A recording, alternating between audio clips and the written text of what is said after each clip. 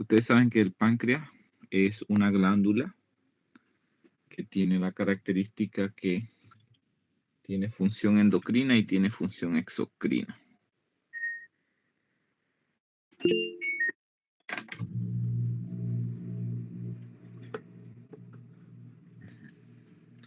Entonces, la función endocrina es la que se encarga de la producción de la insulina, del glucagón y de la somatostatina.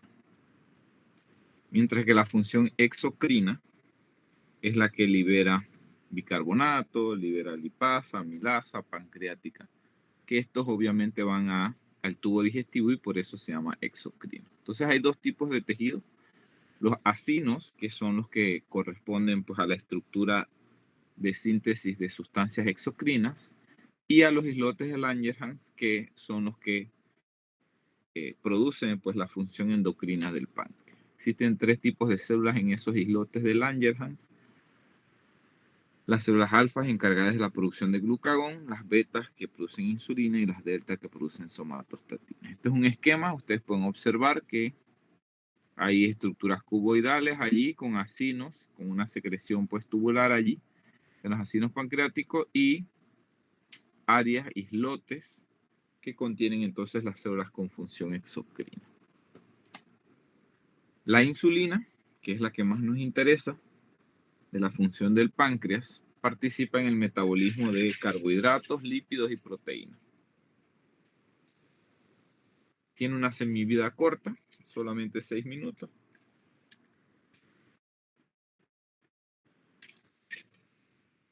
Debido a que hay una enzima que pues la destruye y disminuye entonces la actividad de esta. La insulina, como habíamos visto en algún momento, se sintetiza como preproinsulina.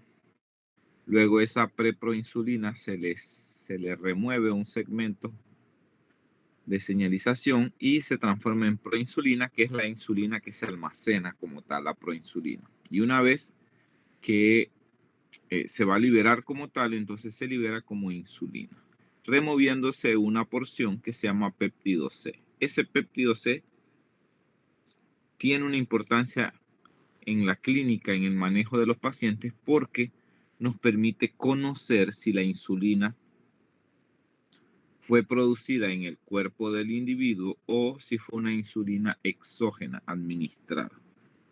Yo tenía un compañero en la residencia que la esposa se inyectaba insulina y cada vez que él estaba de turno, ella se ponía una dosis de más y le mandaba una foto del glucómetro donde le aparecía que tenía low, que tenía la glucosa baja, para que él saliera del hospital corriendo a verla, intentar rescatarla y que no muriera de hipoglicemia. Entonces, una de las formas de darse cuenta era que obviamente ella refería que ella se puso su dosis usual y que se le bajaba la glucosa, pero realmente usted le mide los niveles de péptido C y esos niveles de péptido C estaban bajos porque ella no producía insulina y era toda la insulina que se estaba inyectando, como una medida ahí de presión heroica, asesina, contra ella misma, suicida, para que su esposo regresara a la casa y no siguiera trabajando. Entonces el péptido C tiene ese valor porque el péptido C nos permite saber si la insulina que le está produciendo hipoglicemia al paciente es procedente del cuerpo humano o si esa insulina es inyectada, pues es administrada de forma exógena como tal. Entonces la insulina, como ustedes saben, tiene un receptor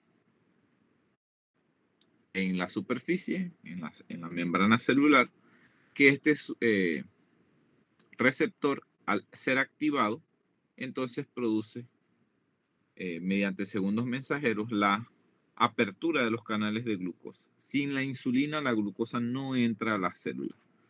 Y eso es un problema porque si no hay glucosa dentro de la célula, entonces no se pueden realizar las funciones para la obtención de energía, el paciente se siente débil, se siente mal, aun cuando los niveles de glucosa en el cuerpo estén elevados o sobre todo en la sangre.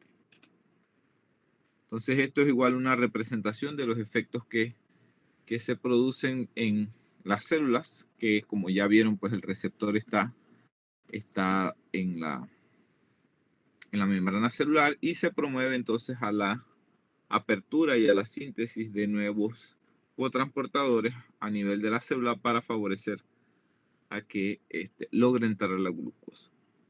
Sin insulina no entra la glucosa. Entonces, ¿cuáles son los efectos finales? Y siempre pensamos en la insulina como del metabolismo de los carbohidratos, pero realmente la insulina actúa sobre todo el metabolismo. Los efectos finales es la captación de glucosa debido a que se traslocan vesículas del GLUT4, que les mostré, aumenta la permeabilidad de aminoácidos, de potasio y de fosfato. En el músculo la permeabilidad a la glucosa está disminuida sin insulina, sobre todo en el músculo. Si usted no tiene insulina, no va a entrar glucosa al músculo. En el hígado la insulina además aumenta la síntesis de glucógeno para que se almacene como tal. Entonces, toda esa glucosa hepática que no se logra almacenar como glucógeno en el hígado, entonces se transforma en ácidos grasos. Son empaquetados y se almacenan en el tejido adiposo.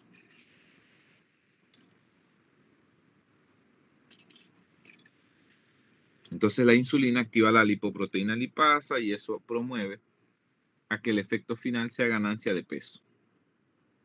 Hay un aumento en el depósito del tejido graso y por tanto los individuos que usan insulina ganan peso. Eso hay que recordarlo. Este es el ciclo de Krebs que ustedes han visto una y otra vez, y para que este se dé a nivel mitocondrial necesita que la glucosa esté disponible en la célula. Esta es la representación de la síntesis de triglicéridos que se da pues a partir de toda esa glucosa que no puede ser utilizada, y como no es utilizada entonces se va uniendo y se sintetizan triglicéridos que se almacenan en el tejido adiposo. O sea que si usted come carbohidratos en exceso, azúcares en exceso, sodas, gaseosas, jugos, galletas, helados y demás, probablemente no desarrolle diabetes, pero todo ese azúcar se va a transformar en triglicéridos. Y usted va a ganar peso y va a tener grasita, porque obviamente el cuerpo intenta hacer eso. Y ya en más adelante, 20 o 30 años después, entonces es que comienza a aparecer la diabetes como tal.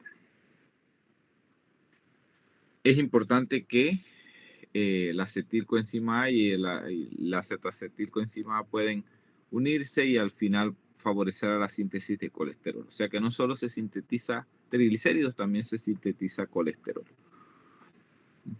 La insulina, además de actuar sobre los carbohidratos, actúa sobre las proteínas y hace que haya más transporte de aminoácidos a las células. O sea, favorece a que la célula tenga disponible aminoácidos. Así como tiene disponible glucosa, tiene disponible aminoácidos. Aumenta la transcripción del ADN, aumenta la traducción del ARN mensajero, inhibe el catabolismo. O sea que, como les digo, la insulina favorece la ganancia de peso. Y en el hígado disminuye la gluconeogénesis porque promueve a que las plaquetas se mantengan íntegras. Y actúa también sobre la hormona de crecimiento. Es importante en la hormona de crecimiento la presencia de insulina para que ésta actúe de una mejor manera. Entonces, como ustedes vieron, pues la liberación de la insulina, ella tiene una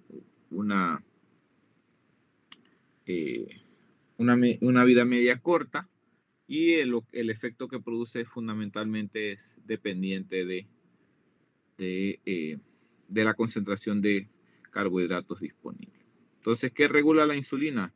La cantidad de glucosa. Si la glucosa aumenta porque usted, qué sé yo, se comió un pote de helado, entonces usted va a liberar más insulina. Si usted tiene muchos aminoácidos disponibles, entonces la insulina, por una comida copiosa, por ejemplo, se sintetiza más insulina. La gastrina, la secretina, el péptido inhibidor gástrico también actúan sobre la insulina. El glucagón hace un mecanismo, digamos que es un poco contrario al que realiza la insulina. Ahorita vamos a hablar de ello.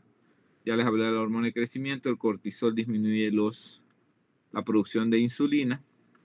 De igual manera, entonces, los estrógenos.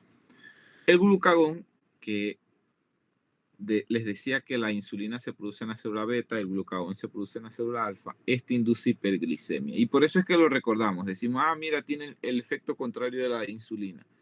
La insulina disminuye la glicemia, el glucagón la aumenta. Produce glucogenólisis, lo contrario que produce la insulina, aumenta la gluconogénesis, lo contrario que realiza la insulina. Sin embargo, inhibe el uso de ácidos grasos por el hígado, de manera que va a haber más disponibles ácidos grasos como tal. Activa igual a lipoproteína lipasa y los aminoácidos aumentan la secreción de glucagón. Así como se aumenta la secreción de insulina, también se aumenta la secreción de glucagón. El glucagón actúa igual utilizando un segundo mensajero, tiene un receptor en la membrana celular, que el efecto final, pues como ya vieron, es la liberación de glucosa para que esté disponible en el cuerpo mediante la destrucción del glucógeno, como ya vieron. Finalmente está la somatostatina, que está producida por las células delta de los islotes de Langerhans. La somatostatina siempre la recordamos porque ella disminuye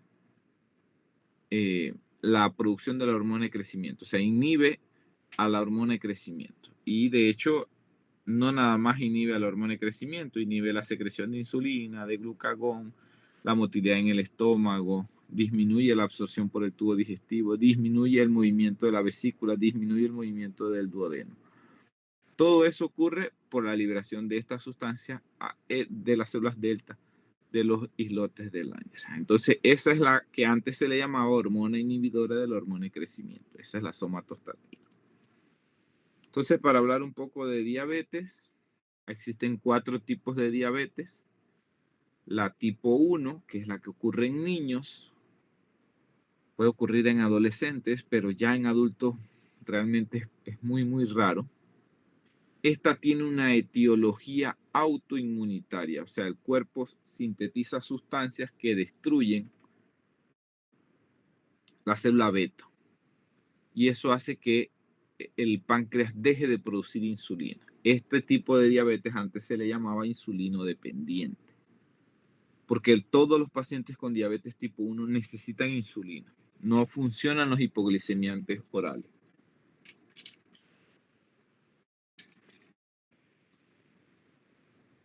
Los diabéticos tipo 1 necesitan insulina porque su páncreas de forma autoinmunitaria ha sido destruido. Entonces, esos pacientes tienen escasa o nula producción de insulina. Eso favorece a que haya hiperglicemia, a que haya lipólisis, por tanto pierden peso, y a la degradación de proteínas, lo cual los hace más susceptibles a desarrollar infecciones y a la pérdida de masa muscular como tal. Tienen glucosuria, que es glucosa en la orina. Llevan a deshidratación, lesiones en los tejidos, acidosis metabólica porque no hay insulina y promueve la aterosclerosis. O sea que los diabéticos tipo 1 normalmente tienden a ser niños y son gente que conoce de su enfermedad porque desde pequeño han sido afectados. La diabetes tipo 2 es distinta. Esta es la que antes se le llamaba no insulino dependiente. Sin embargo, muchos pacientes con diabetes tipo 2 necesitan utilizar insulina, pero antes se le llamaba no insulino dependiente porque pues se le daba tratamiento con hipoglicemiantes y ese mejoraba parcialmente o hasta cierto punto mejoraba la diabetes. En estos pacientes el problema fundamental ha sido la herencia de tener diabetes, la inactividad, la mala alimentación, sobre todo basada en carbohidratos, y obviamente no buscar atención médica oportuna. Entonces, ¿qué hace? Que el individuo está ingiriendo alimentos azucarados, eso genera picos de hiperglicemia, esos picos de hiperglicemia el cuerpo intenta contrarrestarlos con insulina y poco a poco va desgastando la actividad de la insulina, del páncreas, y la insulina que genera el páncreas no logra hacer su efecto. Entonces, como no logra hacer el efecto, se le conoce como resistencia a la insulina, que es que la insulina se libera, pero cuando llega al receptor no actúa en el receptor como debería hacerlo en condiciones normales. Estos también tienen hiperglicemia, también tienen glucosuria y son pacientes principalmente obesos, aunque cuando están en estado de muy mal control comienzan a perder peso. Como tienen glucosuria, tienen poliuria, orinan bastante. Usted dice, no, yo no puedo tener diabetes porque mire que yo casi no como azúcares y yo orino bastante y yo he perdido peso porque el doctor me recomendó que perdiera peso. No, no, la pérdida de peso, la glucosuria y demás es producto de que la diabetes está mal controlada. Entonces, miren lo que sucede, y esto en algún momento lo hicimos en el salón cuando no teníamos la virtualidad. Le tomábamos glicemias en el momento cero, le poníamos a los estudiantes por grupo a que existieran 2 voluntarios en cada grupo de 5 estudiantes o de 4 estudiantes. Entonces esos 2 voluntarios permanecían 8 horas sin ingerir alimento. O sea, desayunaban 8 de la mañana y 8 horas después teníamos el taller. Y el taller consistía en que le tomamos la glicemia en el momento cero, o sea, 8 horas después de no haber consumido ningún alimento. Y encontramos individuos con glicemias en 90, 92, 100 algunos. Luego le dábamos una carga de glucosa. Esa carga de glucosa se la dábamos con alimentos que encontrábamos en la facultad. Ahí siempre había una tiendita y buscábamos soda, buscábamos galletas. La cosa es que lográbamos alcanzar la cantidad en gramos, 50 gramos, 75 gramos de carbohidrato. Y le comenzamos a tomar la glicemia cada 30 minutos. En 2 a 3 horas veíamos esto que está aquí, que inicialmente la glucosa aumenta hasta casi la hora. Ese periodo es un periodo de gracia. En este periodo es en donde el cerebro se siente complacido porque usted comió un alimento azucarado y usted se siente feliz porque comió algo dulce, ¿no? Comió el heladito, la galletita, la soda y demás, la gaseosa, y eso genera un bienestar hacia su cerebro porque su cerebro funciona con glucosa. La sustancia para producir energía en su cerebro es glucosa, no es otra, no son proteínas ni grasas, es glucosa. Entonces su cerebro se siente complacido. Pasado ese tiempo, a la hora aproximadamente, es cuando se libera o cuando comienza a actuar, porque la insulina se libera como a los 30 minutos. Pero cuando comienza a actuar realmente la insulina en el cuerpo y comienza a producir un cambio en la glicemia, es a partir de la hora. Y a las 2 horas ya estaba a un valor muy cercano al inicial, y pasado ese tiempo, 2 horas y media y demás, entonces el cuerpo tenía un valor por debajo del que tenía inicialmente. Y esta curva se demostraba en todos los que eran individuos sanos, estudiantes sanos.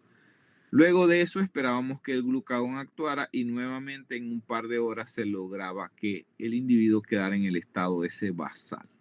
Esto es lo que ocurre normalmente o lo que ocurría en la mayoría de los estudiantes. Siempre había uno que de pronto le salía una glucosa al azar en 150. Usted dice, no, que va, usted es diabético, o sea, realmente vaya, hágase exámenes, busca atención médica, porque no es normal tener glucosa en ayunas de 150, de 140. Entonces, una vez que ingería la carga de glucosa, veíamos que llegaba hasta 200. Bueno, nunca tuve un estudiante mayor de 200 en el valor de glicemia, pero 190 y algo, y luego comenzaba a disminuir hasta que finalmente alcanzaba el valor normal, que muchas veces a las 2 horas no era posible. Incluso le dábamos el glucómetro para que se lo llevaran y siguieran contando a ver en cuántas horas alcanzaba el valor normal, pero partiendo de que el valor no era normal, entonces pues ya ahí se hacía el diagnóstico de diabetes.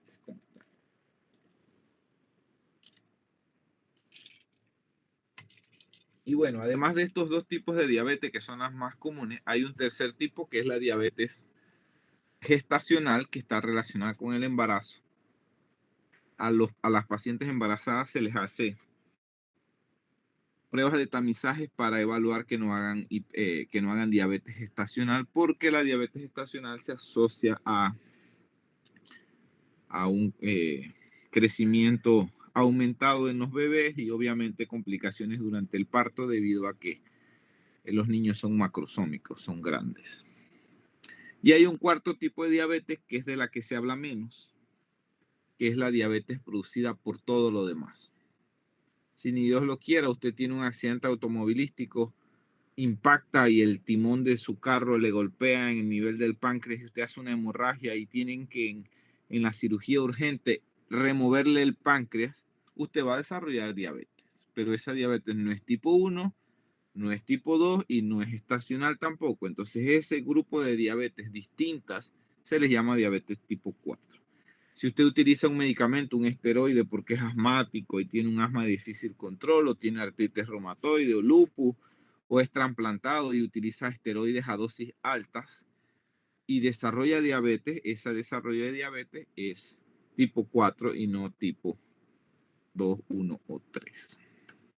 Entonces eso es respecto a lo de el páncreas como tal. Esa es la parte que nos compete porque la exocrina es la del que se favorece a la digestión, aunque hay una íntima relación entre unas sustancias que se liberan para regular la secreción de insulina a nivel estomacal, pues a nivel del tubo digestivo. Cuando usted ingiere el alimento, entonces ellos favorecen a que se libere la insulina. Ok, en cuanto a PTH, hormona paratiroidea, calcitonina y vitamina D, el calcio tiene que tener un control estrecho. Si usted desarrolla hipocalcemia, va a tener calambres. No sé si alguno de ustedes ha hecho una diarrea de esas importantes, en donde usted pierde tanto ácido que hace alcalosis, y esa alcalosis de forma transitoria les produce una hipocalcemia, y esa hipocalcemia le produce contracción en las manos. Usted hace signos clásicos de hipocalcemia debido a un cuadro diarreico. Entonces el calcio juega un papel muy importante en la contracción muscular, en la coagulación sanguínea. De hecho, cuando usted le toma una muestra de sangre para un hemograma, por ejemplo, ese tubito tiene un quelante de calcio.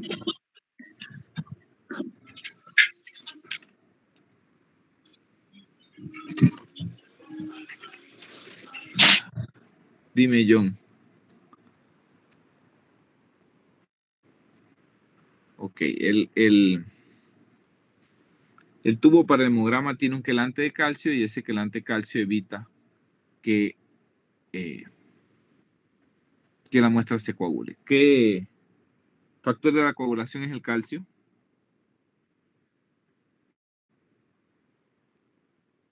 A ver si están ahí. Sí, en neuro.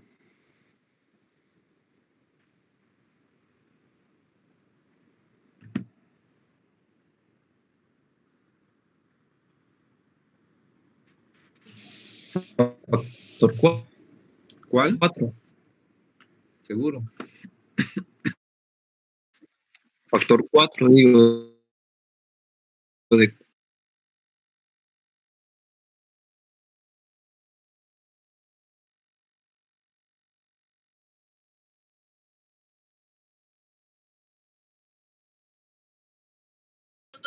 Deme un momento.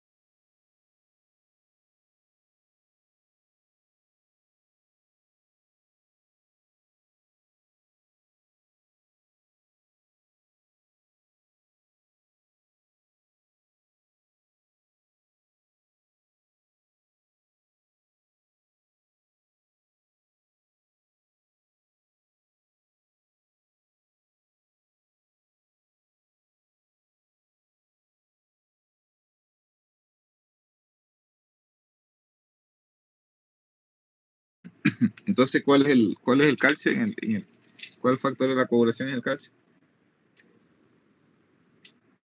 El cuarto factor. De manera que es importante en la coagulación sanguínea, es importante en la contracción muscular, es importante en los estímulos, en el impulso nervioso.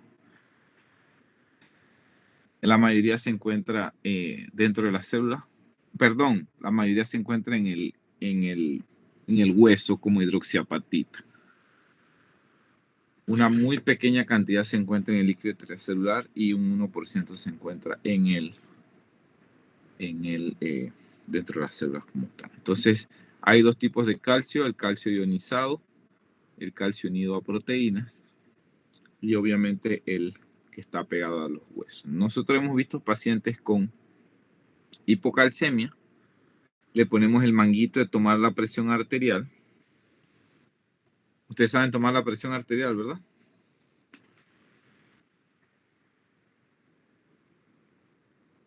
Más o menos. Más o menos, bueno. A veces se escucha, a veces no. A veces se escucha y no. Bueno, si por ejemplo un paciente tiene 120/80, sí, que es digamos lo normal, para desencadenar el signo de Trousseau, usted agarra la mitad de esas dos presiones, del 120 y del 80. Usted pone el aparato en 100 y deja el manguito puesto allí y en un par de minutos el paciente comienza a hacer una contracción de la mano involuntaria que no puede resolver a menos que usted libere el manguito. Esos son signos de hipocalcemia. Ese es el signo de Trousseau. Y lo otro es la percusión aquí de la articulación temporomandibular que condiciona a que el paciente desarrolle allí el movimiento pues a nivel de la mandíbula como tal, que este es el signo de Chvostek o Chvostek, como le quieran llamar. Y en el caso de la hipercalcemia, también hay hiperreflexia. En el caso de la hipercalcemia se puede generar convulsiones o se puede producir un espasmo allí a nivel de la laringe debido a la hipercalcemia. Entonces la hipercalcemia y la hipocalcemia ambas son peligrosas porque pueden favorecer a alteraciones neurológicas o alteraciones musculares como tal. Entonces tenemos que tener un estrecho control de la cantidad de calcio disponible. Nosotros ingerimos calcio a través de los alimentos, leche, queso, huevos, el agua dura. Ustedes saben qué es el agua dura, ¿verdad?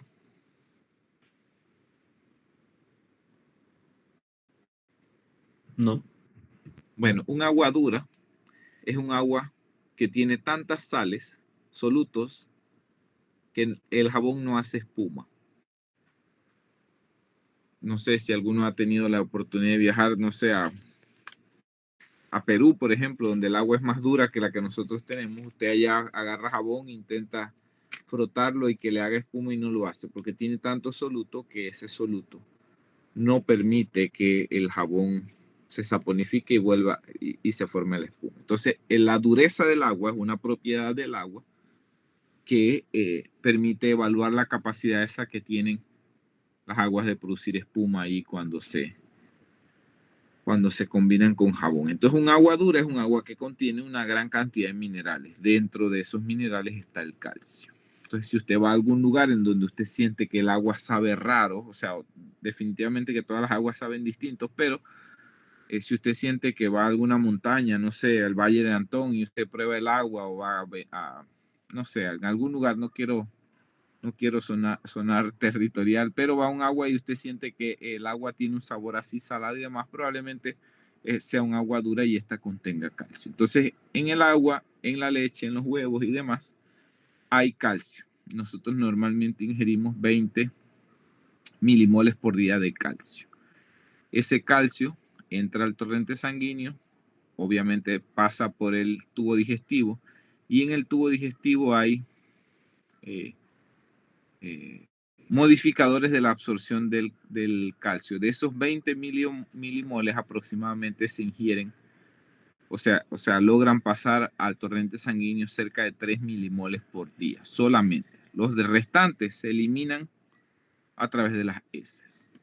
Entonces, de esos 3 milimoles, que es un porcentaje realmente bajo de 3 milimoles por día, que usted logró ingerir de calcio, entonces una parte se elimina a través de la orina, que serían 2, y la otra se deposita a nivel del hueso. Entonces hay un intercambio allí de la cantidad que usted ingiere, la que se elimina a través de la orina, y además de eso del torrente sanguíneo pasa al tubo digestivo y se eliminan los 3. De manera que hay un equilibrio entre la ingesta y lo que uno elimina del calcio. Entonces, ¿cuáles son los factores? Esta imagen es lo mismo de la otra y vemos que la ingestión de calcio, esta es en miligramos, en su gran mayoría solo cerca del 10% se logra absorber, pero también se secreta y los riñones eliminan una parte y se deposita otra parte en el hueso, pero hay un intercambio, de manera que las células contienen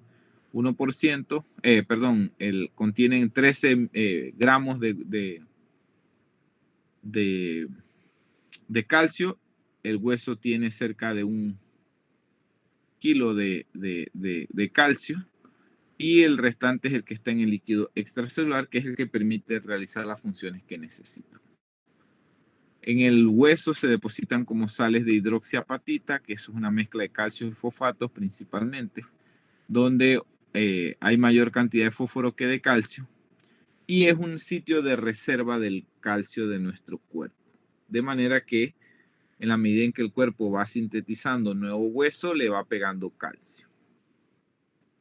Se forma, la hidroxiapatita se forma primero a partir de la síntesis de colágeno y eso luego se le va añadiendo el calcio para que se vuelva una estructura rígida, pero es rígida más no fija. Si usted deja estudiar medicina, se mete a una fábrica y todos los días hace el mismo movimiento con su brazo derecho, no sé, pegándole con un martillo a un objeto, todos los días hace eso, el hueso de su brazo que está ejerciendo esa actividad va a cambiar. Se va a volver más duro y más resistente. Por eso la actividad física hace que se modifique el depósito de calcio. De manera que ese hueso, en comparación con el otro que no hace la actividad, va a tener mayor cantidad de calcio el que realiza la actividad porque es dinámico. El calcio que está depositado en el hueso entra y sale, pero es una reserva grande de calcio en el cuerpo. Entonces existe un proceso de 3 meses de intercambio de calcio, de manera que los huesos que usted tiene hoy no van a ser los mismos para febrero, porque eso está en constante cambio. Hay activación de los osteoclastos que destruyen el hueso y de los osteoblastos que sintetizan nuevo hueso. Y ocurre una remodelación de su hueso en la medida en que usted lo necesite.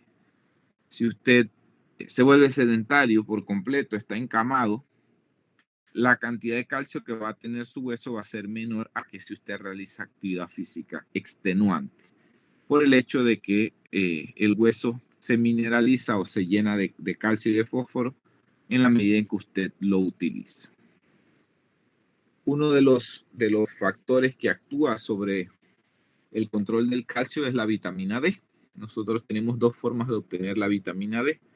Una de esas es a través de la exposición a la luz ultravioleta, a la luz solar, que hace que se active la previtamina D a colecalciferol, y ese colecalciferol va al hígado y allí se transforma en la 25-hidroxicalcidiol, ¿no? Otra forma de obtenerlo es a través de la dieta como vitamina D3, que va al hígado y también se produce la misma sustancia. Esta sustancia es un precursor que actúa en el riñón y es el riñón el que se encarga de transformarlo en la forma activa que se llama calcitriol. El riñón no solo transforma este 25-hidroxicolecalciferol en 1-alfa-25-hidroxicolecalciferol, sino que también lo transforma en 24 y 25. Y eso que produce que esta forma sea inactiva y no tenga un efecto como tal. Pero el riñón es indispensable, así como lo es el hígado, para la síntesis de vitamina D. Ok, entonces esto es la representación de cómo se produce. Esta imagen intenta resumir la actividad de los factores que modifican el calcio. Por un lado tenemos el intestino, que el intestino es el que aumenta o disminuye la absorción del calcio que usted está ingiriendo. Por otro lado, tenemos el hueso, que tiene una reserva como tal de calcio que si se necesita se puede extraer. Tenemos los riñones, que les había dicho que actúan activando la vitamina D. Y tenemos las glándulas paratiroides, que son 4, que lastimosamente, como están en íntima relación con la tiroides, a veces cuando se hace tiroidectomía por bocio se extraen las paratiroides. Entonces, al extraerse las paratiroides, obviamente, se pierde la producción de PTH y eso es un caos. De hecho, si el cirujano hace una tiroidectomía y ve las paratiroides en la pieza que extrajo, puede hacer una heridita en la piel e introducirlas ahí en el tejido celular subcutáneo de cualquier parte del cuerpo y ellas van a seguir produciendo PTH. Entonces, la PTH actúa sobre los riñones y actúa sobre el hueso. Sobre el hueso, favoreciendo a que éste se destruya y se libere entonces el calcio, y actúa sobre los riñones para que se active la 1,25 hidroxivitamina D, de manera que se aumente la absorción de calcio a nivel gastrointestinal. Entonces, el APTH no actúa directamente sobre el intestino, sino que actúa sobre el riñón para favorecer a que la vitamina D actúe sobre el intestino como tal. Entonces, la hormona paratiroidea es producida por las glándulas paratiroides, es sintetizada como una preprohormona y obviamente su función indispensable es el aumento en la concentración de calcio. Denme un momento.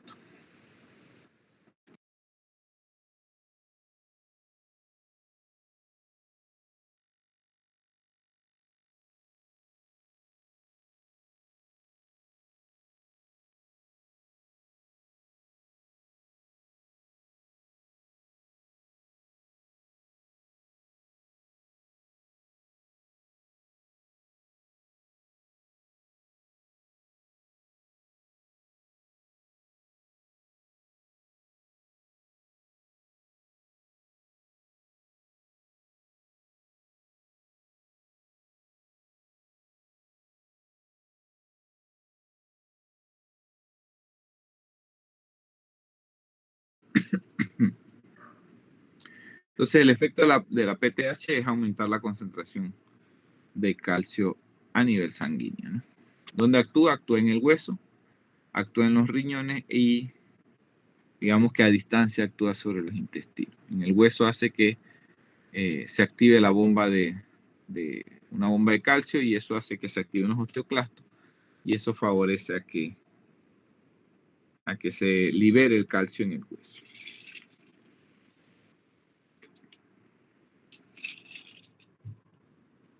Esta imagen intenta resumir visualmente qué es lo que ocurre con el calcio. Si el calcio en sangre está disminuido, entonces eso va a ser captado por las paratiroides que van a aumentar la producción de PTH. Ese aumento en la producción de PTH va a actuar sobre el riñón y al actuar sobre el riñón favorece a que se active la forma de la vitamina D, la forma activa de la vitamina D, que es el calcitriol, y ese calcitriol actúa sobre el intestino aumentando la absorción de calcio. También va a actuar sobre el hueso y además de eso va a inhibir la liberación de calcitonina como tal. O sea, se bloquea la acción de la calcitonina, la PTH actúa sobre el hueso y eso conlleva que finalmente se absorba mayor cantidad de calcio del intestino, que se destruya hueso para que se libere calcio y que se bloquee la acción de la calcitonina. El efecto final va a ser que los niveles de calcio lleguen a la normalidad. Si por el contrario, aquí como ven a su derecha de la imagen, en la imagen de la derecha, si por el contrario el paciente tiene un nivel de calcio aumentado, entonces se bloquea la liberación de PTH Y es la tiroides la que sintetiza calcitonina, que tiene la función de que se deposite, que se almacene calcio en el hueso y que se aumente la eliminación de calcio a través de la orina. Y eso al final va a producir que se elimine el exceso de calcio a través de la orina, que el restante se deposite en el hueso y que se formen formas inactivas de la vitamina D para que no ejerzan acción sobre la absorción intestinal y se disminuya los niveles de calcio como tal. Entonces hay una íntima relación entre PTH y calcitonina. Sin embargo, entre las dos, si le inyectáramos la misma cantidad de PTH y de calcitonina al paciente, generaría hiperglicemia, hipercalcemia, porque la PTH es más potente que la calcitonina. Entonces, aún con niveles altos de calcitonina, la PTH tiene un mayor efecto sobre el control del calcio. Entonces, la calcitonina es producida por la tiroides, tiene un efecto contrario, pero menor que la PTH aquí. Aquí me equivoqué, era PTH. El estímulo principal es la hipercalcemia, disminuye la actividad del número de los osteoclastos y actúa sobre riñones e intestinos, como vieron. Existen varios trastornos, desde hipoparatiroidismo, que es un caos. Es un caos porque obviamente el paciente tiene que estar ingiriendo calcio. Si le hacen una cirugía, por ejemplo, a un paciente con bocio, con alguna patología ahí en las tiroides, entonces, y le extraen las paratiroides accidentalmente, el paciente va a quedar dependiente de la ingesta de calcio. Y el calcio produce estreñimiento y tiene que tomarse 12, 14, 18 pastillas de calcio al día. Y eso es un caos. También hay otros trastornos, el raquitismo, que disminuye obviamente el tamaño de los individuos, la osteomalacia, la osteoporosis que se ve en adultos como tal. Entonces esos son los trastornos que se pueden ocurrir allí. Y ya para finalizar vamos a hablar de las funciones reproductoras del varón y de la mujer. En las del varón se dividen en tres: la formación de espermatozoides, el acto sexual como tal y la regulación de las funciones en el varón. De anatomía ustedes saben dónde están los testículos, que los testículos tienen en su interior los túbulos seminíferos y que estos túbulos seminíferos durante la pubertad se permeabilizan para que las células madre comiencen a sintetizar los espermatozoides. Esos espermatozoides pasan a una red, luego al conducto que se llama el epidídimo y luego entonces son liberados hacia la uretra, pasando obviamente por las glándulas seminales y pasando por la próstata. Entonces, una vez que pasan, que atraviesan la próstata y las vesículas seminales, estas le aportan nutrientes a esa secreción de espermatozoides para que los espermatozoides tengan comida para hacer su efecto allá al final. Entonces, son liberados pues durante el acto sexual y allá ocurren los procesos de maduración y todo eso que vamos a ver más. Entonces, en los túbulos seminíferos, a los 13 años, se forman túbulos como tal. Antes de los 13 años, los túbulos seminíferos están cerrados por células. Entonces, esa canalización de túbulos seminíferos permite que las células entonces se sinteticen, o las células madres comiencen a sintetizar espermatozoides para que sean liberados durante el acto sexual. Esta es una representación, un corte ahí del túbulo seminífero, en donde ustedes ven las células madres, que son las espermatogonias, y células aisladas, que son las células de Sertoli, que hace que se favorezca la producción de espermatozoides como tal. A partir de los 13 años, o sea, durante el desarrollo sexual secundario. El espermatozoide como tal tiene tres componentes: cabeza, cuello y cola. Aunque el cuello lo ponen ahí como parte de la cola. En la cabeza está el acrosoma, que se trata de una vesícula que contiene lisosomas y demás, el núcleo que contiene la información genética, y en el cuello existen una gran cantidad de mitocondrias que permiten que el axonema, que la cola del espermatozoide, tenga energía suficiente para poder desplazarse. Recordar que todos nosotros vinimos o fuimos el espermatozoide ganador. de los muchos que se liberaron y pues fuimos el primero en atravesar el óvulo y por eso estamos aquí. O sea que ustedes son la selección de probablemente más de 1 millón de otros espermatozoides que no les lograron ganar a ustedes. Entonces el control de la espermatogénesis, los varones también tienen células de Leydig, células de Sertoli que producen testosterona y estrógenos. Y también tenemos un ciclo androgénico no tan establecido como el ciclo sexual femenino, pero tenemos liberación de FSH y de LH que actúan respectivamente sobre la síntesis de testosterona y de estrógeno. Durante el proceso de liberación de los espermatozoides se necesita que ellos sean capacitados en el epidídimo, que sean almacenados en el conducto deferente y que la vesícula seminal y la próstata le administren nutrientes, prostaglandinas, líquido alcalino y todo lo que necesitan para que logren hacer su efecto. Ahí existe un proceso de capacitación en la cual se eliminan los inhibidores para que éste pueda desplazarse, se elimina el exceso de colesterol quitándole carga y aumenta la permeabilidad del calcio para que éste pueda desplazarse a través de la cola. Entonces, en cuanto al acto sexual masculino, las señales inician pueden ser generadas en el glande, pero pueden ser generadas en otro órgano del cuerpo, dependiendo de la cultura del individuo. Pueden ser visuales, pueden ser con el tacto. El punto es que el estímulo que sea visual, por tacto y demás, viaja por el pudendo, por el nervio pudendo, va hasta la médula y al cerebro y produce el efecto final que es la erección. Que la erección obviamente se da por la activación del sistema parasimpático.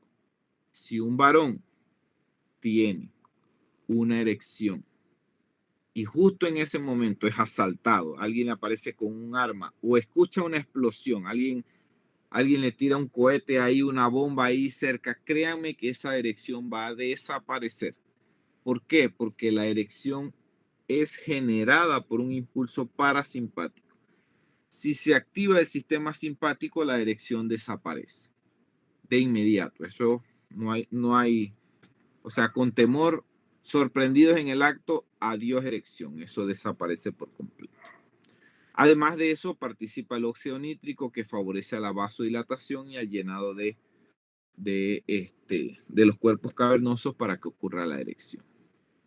Ocurre lubricación a través de las glándulas de la uretra y alrededor de ahí del periné. Esa lubricación contiene espermatozoides. Entonces, en el acto sexual, si ocurre un acto sexual ese que se llama frotismo o que sexo sin penetración, la lubricación solamente puede contener suficientes espermatozoides como para producir el embarazo. Finalmente, la emisión y la eyaculación después del acto sexual está dada por los nervios simpáticos. Allí hay contracción del conducto deferente de la ampolla, se contrae la próstata, se contraen las vesículas seminales y todo eso es expulsado. Toda esa emisión es expulsado debido a la contracción de los músculos del piso pélvico.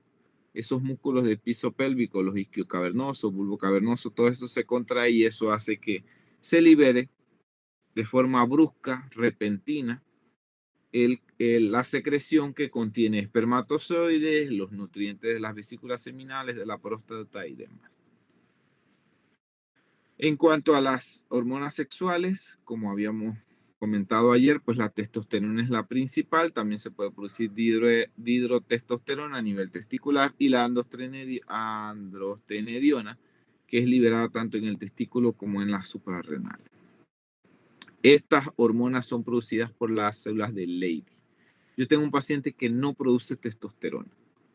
Tiene 0 testosterona. O sea, esa persona es obesa, esa persona es apática, esa persona no se enoja con nadie, no tiene deseo sexual, vive lento y no tiene características sexuales secundarias femeninas. Es solo que él no produce testosterona. Entonces, cada vez que se le administra testosterona, él agarra energía, agarra líbido, así como decía Sigmund Freud, y tiene deseo sexual y ya pues cambia el olor de su piel, incluso del sudor y todo lo demás por acción de la testosterona. Una vez que se libera, la testosterona se une a la albúmina o a la proteína, la globulina liberadora de las hormonas sexuales. Nosotros los varones también producimos estrógenos por las células de Sertoli, el metabolismo de estas es hepático y a partir de la 7ª semana se produce testosterona. Esas son las que le dan las características sexuales masculinas. Previo a la 7ª semana de embarazo, en teoría todos los bebés, todos los fetos fueron mujeres y una vez por acción de las testosteronas se desarrollan las características sexuales masculinas que serían las primarias. Eso favorece al desarrollo de la próstata y a que los testículos desciendan. Como les decía ayer, si un testículo no desciende, es un testículo que se va a transformar en cáncer. Entonces, aquí está un resumen. Todo empieza allá arriba en el tálamo. En el hipotálamo se produce la GnRH. Estas actúan sobre la hipófisis anterior y posterior y estas actúan sobre LH y FSH. La LH actúa sobre las células de Leydig en la producción de testosterona para dar los efectos masculinos a un varón y la FSH actúa sobre las células de Sertoli para favorecer la espermatogénesis como tal. Entonces hay un mecanismo allí de íntimo control, así que FSH y LH no solamente son exclusivas de las mujeres, sino que también ejercen un efecto importante en el varón. Entonces, ¿cuáles son las características que produce la testosterona o las características que se desarrollan durante la pubertad?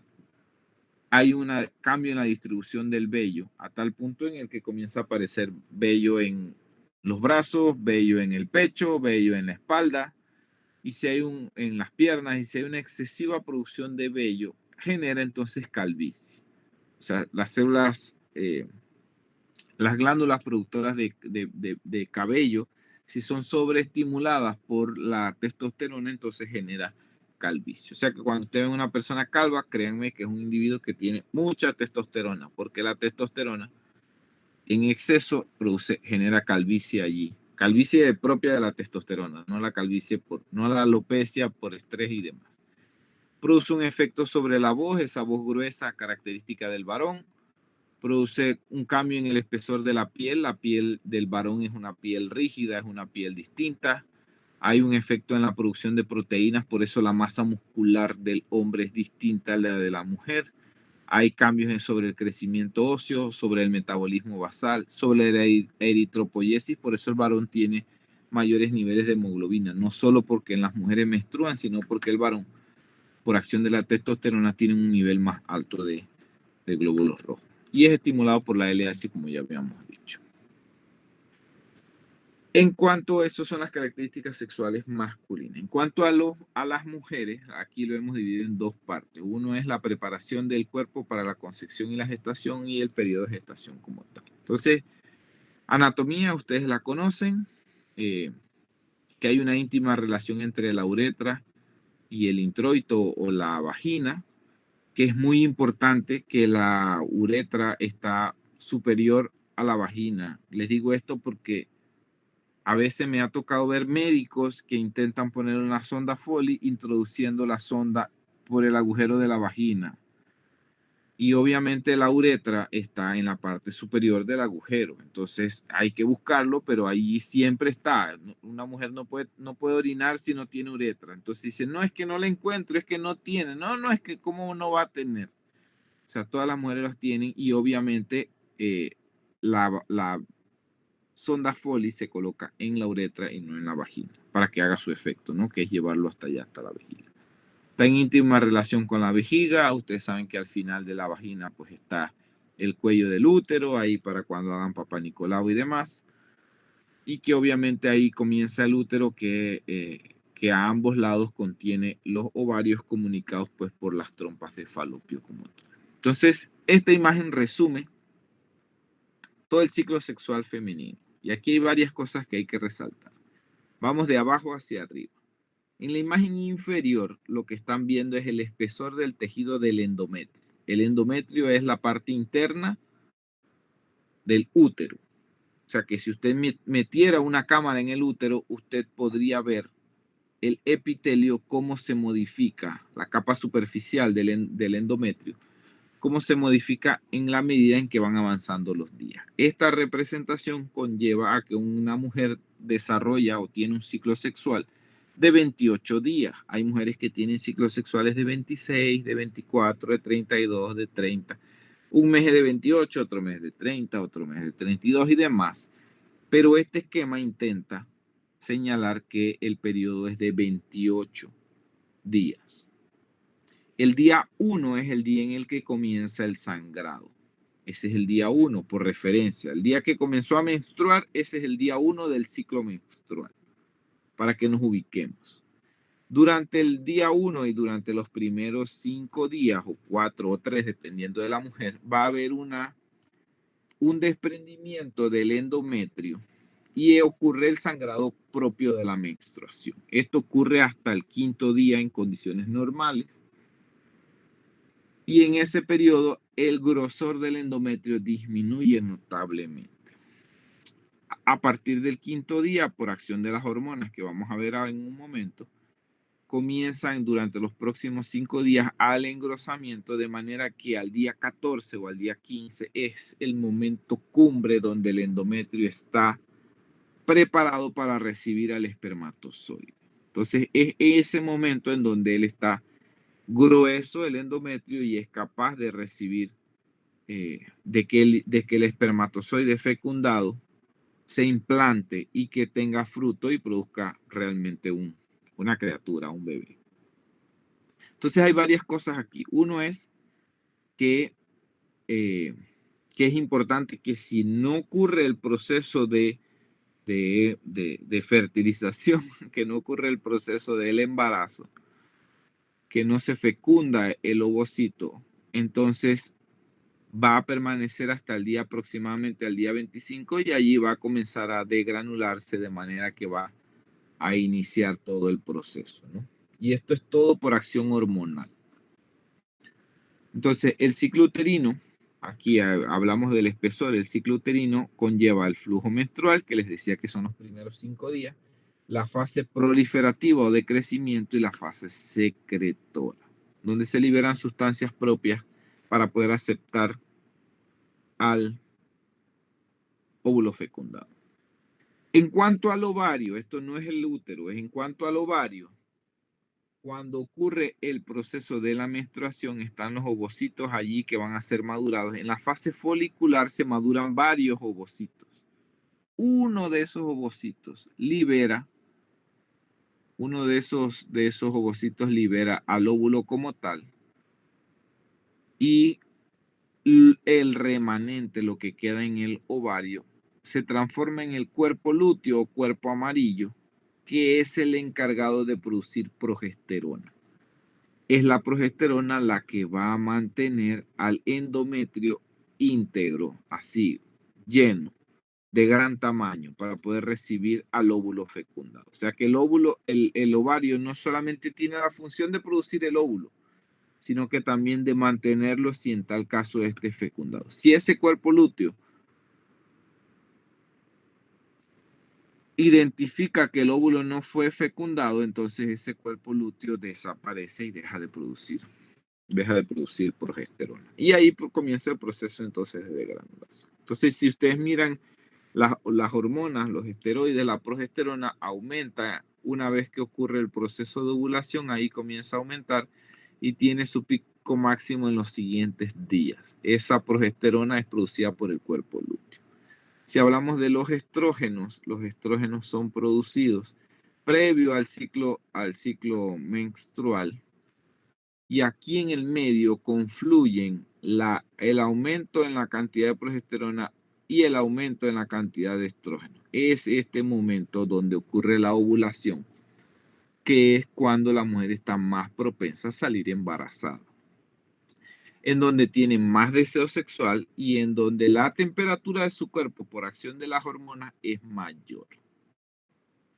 Y a nivel de la hipófisis y del hipotálamo, de la hipófisis, a nivel de la hipófisis, la liberación de LH y de FSH. La LH es la hormona luteinizante y la FSH es la folículo estimulante. Todas estas actúan Y si ustedes miran, hay un pico mayor allí cercano al día 14. Entonces hay varias cosas de esta imagen. Uno, recordar que si la mujer quiere salir embarazada, el momento apropiado son los días próximos o previos a la mitad del ciclo. 4 días previos, o sea, desde el día 10 hasta el día 18 son los mejores momentos con mayor posibilidad para salir embarazada en ciclos de 28 días, tomando como día 1 el inicio de la menstruación. Hay formas de lograr que una mujer tenga varón o tenga dama como bebé. Ya va, denme un segundito.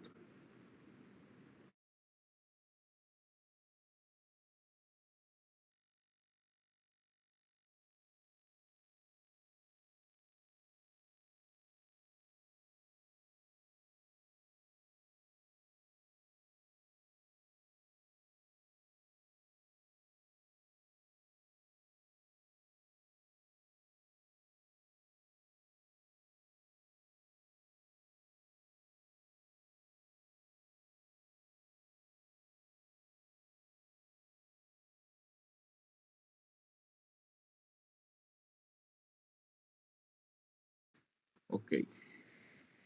Alegrías de Chiricano. Mi esposa acaba de llenar el carro. Ok, entonces les decía aquí que si una mujer quiere tener un varón, ¿qué tiene que hacer?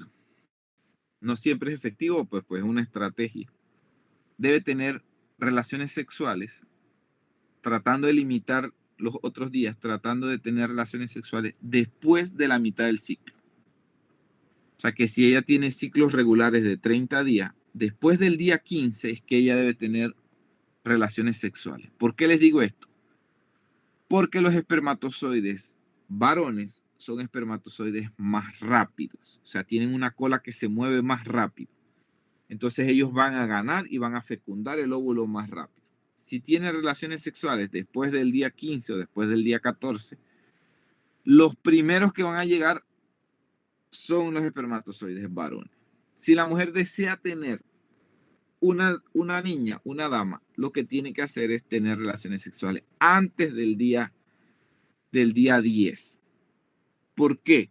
Porque del día 9, por ejemplo, si tiene relaciones el día 9 en ciclos de 28 días, los espermatozoides varones van a moverse más rápido y van a llegar al sitio de implantación, pero no va a haber óvulo disponible. Entonces esos espermatozoides se van a morir.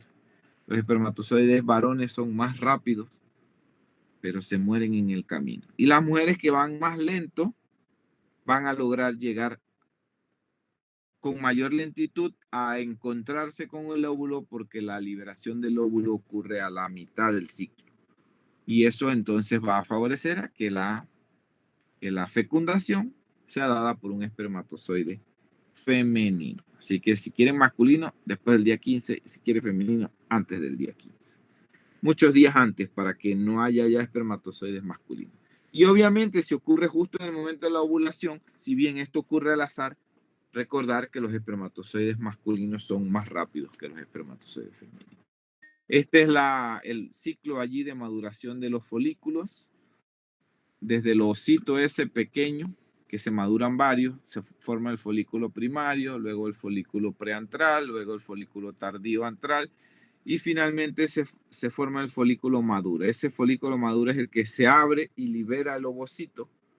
Y ese folículo maduro es el que se va a transformar en el cuerpo lúteo y ese cuerpo lúteo es el que va a generar o el que va a producir progesterona que va a mantener durante todo el embarazo, que va a mantener a los niveles de progesterona para que el bebé pueda implantarse y seguir creciendo. Si no ocurre la fecundación, entonces el cuerpo lúteo le degenera, ¿no? Y caen los niveles de progesterona y ahí vienen el desprendimiento del útero como tal, del endometrio como tal. Entonces los estrógenos son los encargados de los caracteres sexuales femeninos. Los estrógenos liberados pues a nivel de los ovarios son estradiol, estrona, estriol. Esos transforman el epitelio vaginal, no solo a nivel del endometrio, sino a nivel de la misma vagina. O sea que Una mujer anciana, por ejemplo, que ya no produce estrógenos, va a tener un epitelio vaginal menor, por lo tanto, le va a tener dificultades para tener relaciones sexuales debido a que no tiene la acción estrogénica. También favorece a la proliferación de los tejidos glandulares en la próstata, tiene un efecto sobre las mamas, tiene efectos sobre los huesos, sobre los depósitos de grasa, que se deposite la grasa en las mamas y en las nalgas.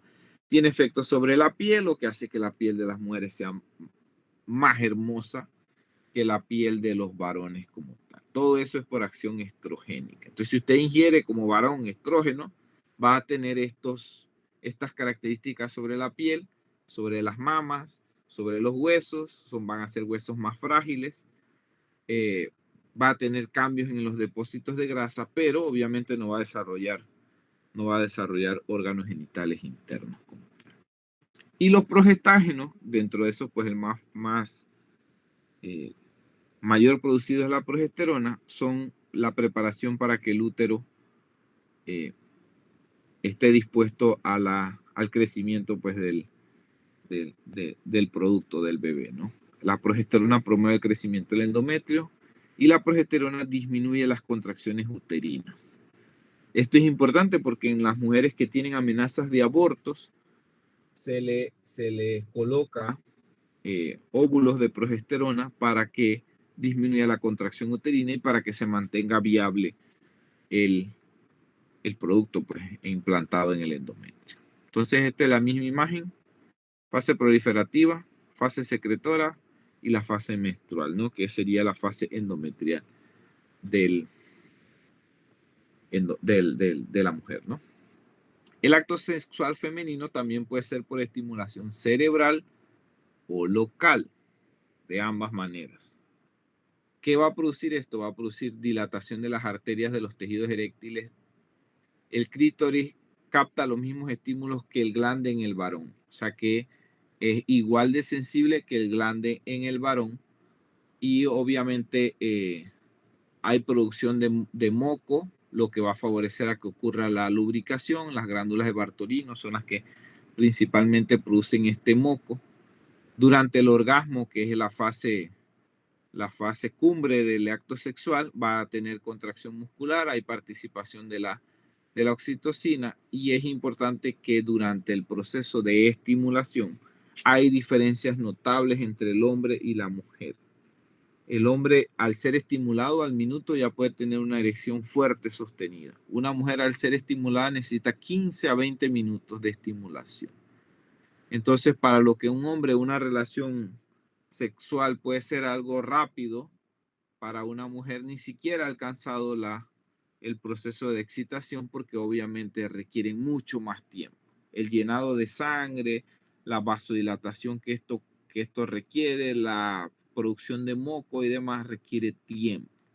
No importa el grado de estimulación, requiere tiempo. No es como en el varón, que ya les digo, el varón se puede ser estimulado y en un minuto puede tener su erección sostenida y erección preparada para poder tener el acto sexual.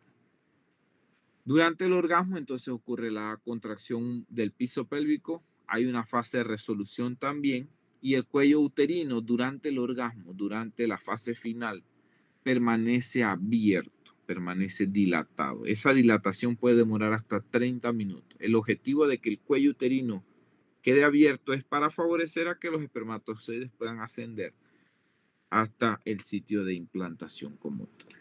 Entonces, no sé si tienen dudas o preguntas.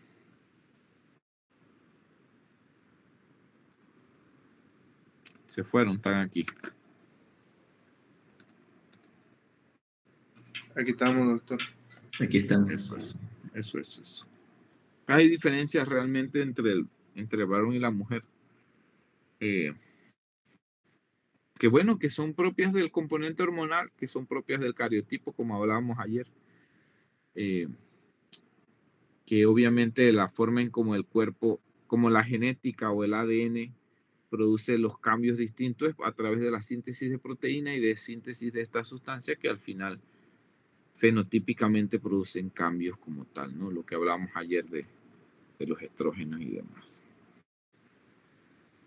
Las mujeres tienen un número limitado de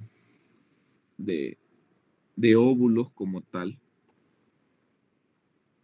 Así que durante el proceso en el que ocurre la pubertad hasta que ocurre la menopausia, el número está limitado a esa cantidad. Entonces, muchas veces lo que se ha hecho es que las mujeres entran y hacen que les congelen sus óvulos por si más adelante quieren óvulos íntegros para poder tener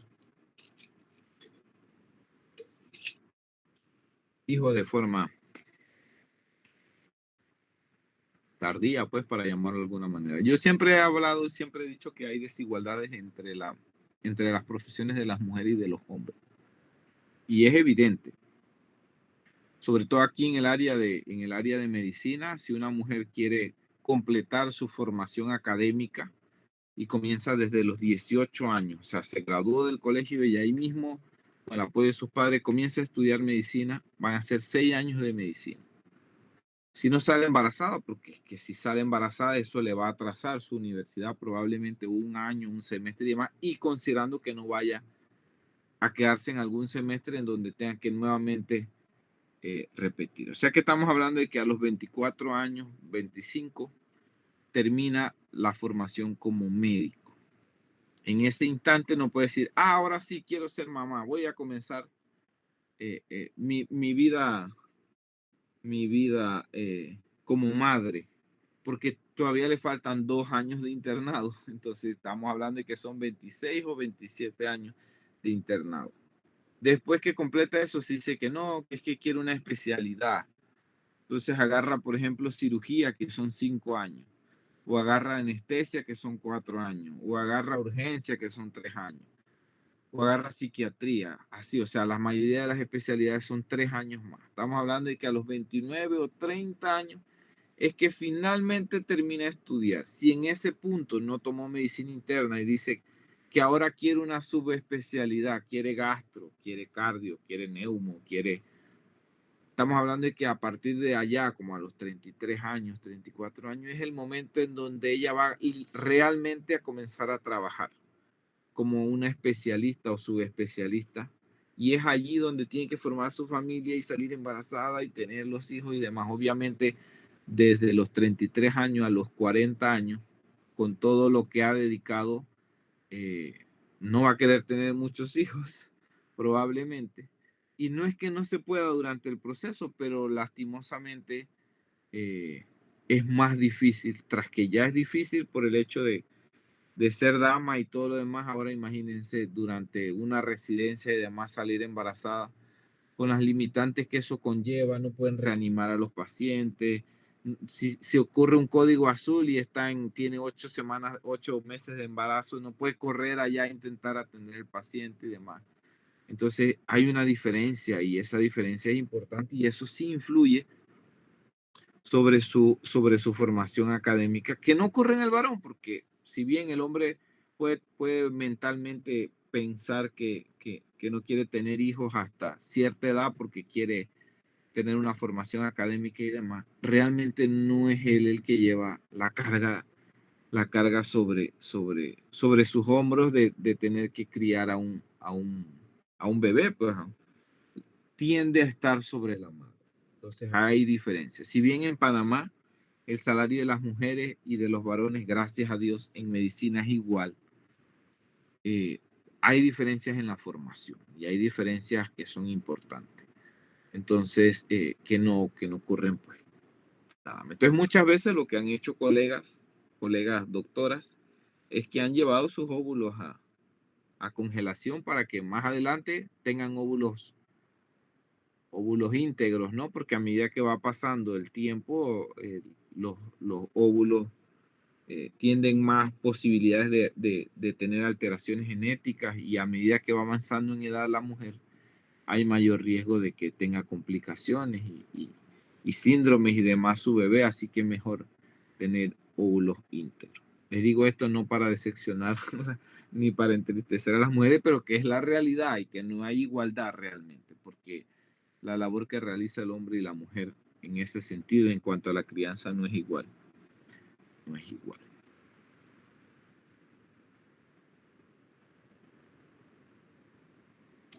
Bueno, entonces nos vemos el próximo viernes, pues, para el examen. Dime, Thais. Sí, doctor, yo tenía una pregunta con respecto a la diabetes. Ajá. Ajá, en el caso de, por ejemplo, un familiar, por ejemplo, un abuelo o un nieto, y el abuelo es el que presenta diabetes Ajá. tipo 2. Entonces, la probabilidad o posibilidad de que el nieto adquiera diabetes, ¿en qué porcentaje estaría? Depende. Lo que pasa es que siempre se habla de un componente genético como un gatillo, como una alteración, pero siempre hay un gatillo, siempre hay un desencadenante. Si usted mira en una casa donde mamá es gordita, papá es gordita, probablemente el hijo sea gordito. Le digo yo probablemente porque puede haber diferencias, pero eso, si bien tiene un componente genético, esas tres personas viven en el mismo hogar, comen las mismas frituras, no hacen ejercicio igual. O sea, los tres son personas sedentarias. Entonces, hay un componente genético que no es despreciable. Definitivamente que no es despreciable. Pero de que sí puede ser modificable, lo es. Entonces, si una persona tiene un familiar que el abuelo es diabético, la mamá es diabética, las posibilidades de desarrollar diabetes son altas. Altas pueden ser 80 o 90% si hace lo mismo que está haciendo su mamá o lo mismo que está haciendo su abuela. Pero si decía, no, mira, ¿sabes qué? Yo me voy a tomar mis glicemias, mis hemoglobinas glicosiladas cada año, voy a cambiar de estar en sobrepeso a peso normal, voy a hacer actividad física no para cambiar mi peso, sino porque es un requisito cardiovascular que yo necesito. Voy a alimentarme, si bien voy a comer de todo, voy a limitar la ingesta de bebidas alcohólicas, no voy a utilizar bebidas azucaradas, voy a hacer actividad física y hace cambios y esos cambios comienza a comer para vivir y no vivir para comer, probablemente enlentezca el desarrollo de diabetes, que si su mamá y su abuela la desarrollaron a los 45 años, ella lo desarrolle, no sé, a los 60 años, o que nunca la desarrolle porque tiene cambios en los hábitos de vida respecto a los otros. ¿Qué tenemos nosotros como todo Centroamérica? Que nuestra dieta fundamentalmente es, en Panamá es arroz, pero en todo Centroamérica, hasta México incluso, está basada en maíz. O sea que nosotros comemos arroz y maíz en todo Centroamérica. Entonces, tenemos una baja ingesta de proteína, una alta ingesta de carbohidratos y tenemos la influencia del comercio, del azúcar, del almidón de maíz que está presente en la mayoría de los productos que ingerimos a diario. Si usted va al hospital y que usted dice, no, mire, esto es personal de salud, ellos sí se deben alimentar bien, y usted ve todos los kiosquitos esos que están alrededor, los que venden son fritura, venden galletas, venden soda. Entonces una persona dice, no, yo como poquito, pero va y se rellena de carbohidratos allá. Obviamente va a ganar peso, aunque coma poquito por los hábitos que tiene. Entonces, si bien la influencia genética no es despreciable, porque hay personas que son bendecidas porque no tienen ningún familiar con diabetes ni hipertensión. Esas son de las bendecidas. Pero si usted mira a esos papás que no tienen ni diabetes ni hipertensión, alguno de ellos está haciendo actividad física, tiene un buen control, se alimenta de una mejor manera, no vive para comer, sino que come lo que necesita solamente. No es extremo en ese deseo de estar comiendo carbohidratos y azúcares y que me merezco un chocolate y que me merezco el helado o que tenemos que salir a tomarnos unas cervecitas y demás. Entonces el componente genético es importante, pero los desencadenantes o los gatillos de los hábitos son más importantes. Incluso si una persona, todos en su familia son diabéticos y hace cambios drásticos, probablemente no vaya a desarrollar la diabetes. Entonces el componente genético también tiene una influencia cultural como tal. Dime, Josué. Y en el caso de la hipertensión, Lo mismo, en hipertensión es lo mismo. En hipertensión es inactividad, es exceso de sal, pero sobre todo inactividad, porque la hipertensión se desarrolla bueno, y tabaquismo, ¿no? Que favorece a la rigidez de las arterias. Es tabaquismo, es colesterol aumentado, es exceso de sal por activación del sistema renina-angiotensina-aldosterona y, y es el sedentarismo. O sea, esas son las características que favorecen a que una persona desarrolle diabetes y desarrolle hipertensión. Y diabetes e hipertensión son los factores de riesgo cardiovasculares más importantes para infartos, derrames y todo lo demás. Dime, Josué.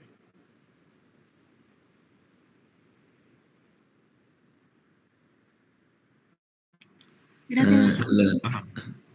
Lo que quería decir, doctor, era que, digamos, por lo menos en mi familia, por parte de papá, mi abuela era diabética y la familia de ella parece que todos sus hermanos habían sido diabéticos, pero más que todo decían que era que, o sea, a pesar de que sí, como usted dice, tiene un componente de genética, también las familias heredan son los hábitos. Los hábitos, Exacto. exactamente. Entonces, o sea, si mi mamá comía eso, aunque yo viva en otra casa, probablemente yo siga cocinando y haciendo lo mismo.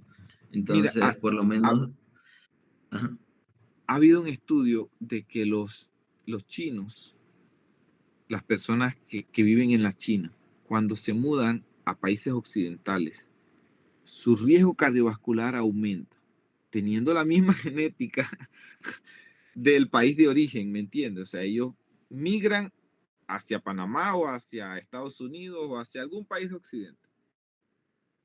Y el riesgo cardiovascular les aumenta porque sus hábitos se modifican, así como dice Josué. también hubo un caso de una tía que, bueno, no sé si es hermana de mi papá, que le dijeron que, bueno, ya podía entrar a prediabética y ella simplemente cambió su dieta y, como te dijo, el control y, bueno, ya tiene su glicemia controlada y pues no necesita ni insulina ni tomar ningún otro medicamento. Claro, claro, ahí la recomendación es control, ¿no? La resistencia puede volver a la normalidad si se hace actividad física, si se hacen cambios importantes. El problema es que no todo el mundo quiere sacrificar eso. Y dice, no, de algo me voy a morir y listo, no les interesa. Y vencer la obesidad no es algo fácil, o sea, es una decisión porque la obesidad tiene sus arraigados, su componente emocional, o sea, una persona que es obesa, aunque no lo reconozca, hay un componente emocional ahí asociado a una mala relación con la comida, ya sea que sea muy desordenada y que por eso al ser tan desordenada no come a tiempo y por tanto come alimentos que no debería comer porque le da hambre por mala organización, hasta los que son los picadores, estos que les gusta estar picando y tienen en su escritorio galletas y tienen en su escritorio confites y tienen cosas porque sienten el deseo de querer comer. Y lo menos frecuente en Panamá son los individuos con el fenotipo ese de que se atragantan, los que quieren comer, los que quieren ir a un restaurante chino y comprar una bandeja de arroz chino y querer comérsela a todos ellos. O sea, los que son de ese tipo en nuestro medio son los menos. Lo más frecuente son personas que son desorganizadas y no desayunan, por tanto en el almuerzo se lo quieren comer todo, o los picadores, pues esos que quieren andar picando y comiendo, almuerzan poquito, pero no son ni las 2 de la tarde, ya están picando con un dulce y a las 4 de la tarde quieren comer algo más y en la noche mientras están estudiando otras cosas más, entonces obviamente eso favorece. ¿Qué me iba a decir? Amairanis. Buenas noches, doctor. Bueno, quería saber sobre Buenas el noches. papel que juega lo que es la genética en la diabetes tipo 1, en los niños, por ejemplo. Mira, la genética en diabéticos tipo 1 sí no tiene esta relación que ocurre en el diabético tipo 2. El diabético tipo 1 es una mutación aislada, autoinmune, en donde el cuerpo identifica como anormal las células del páncreas. Eso no es hereditario como diabético tipo 1, pero sí se asocia a otros síndromes. Si, por ejemplo, tiene una neoplasia endocrina múltiple, si tiene cáncer de tiroides, si tiene diabetes tipo 1, si tiene vitiligo, si tiene otras alteraciones asociadas, o sea, que no es un diabético tipo 1 aislado, entonces allí la relación familiar es menor, o sea, no es como en el diabético tipo 2. Si está asociada a estas neoplasias endocrinas múltiples y demás, entonces sí hay un componente importante de asociación. El papá tiene vitiligo y tiene diabetes tipo 1, el hijo va a tener vitiligo y diabetes tipo 1 con una penetrancia elevada. O sea que hay más relación cuando está asociada a otro síndrome que cuando es solo como un defecto aislado de autoinmune de destrucción pancreática.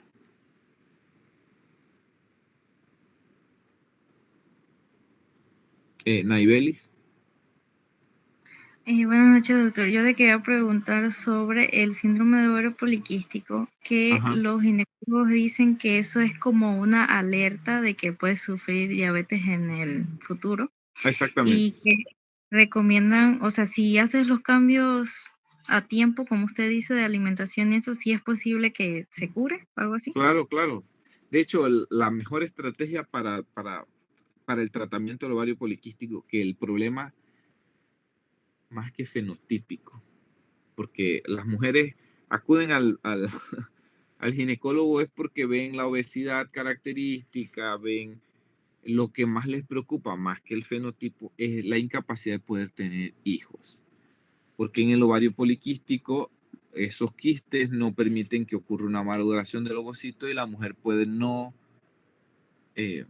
lograr el embarazo. La mejor estrategia, aunque el médico le diga que es la metformina, no es cierto.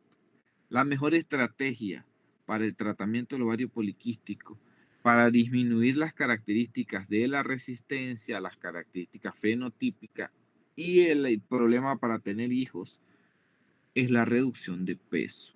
O sea, una mujer con ovario poliquístico que dice, oye, ¿sabes qué? Voy a perder peso.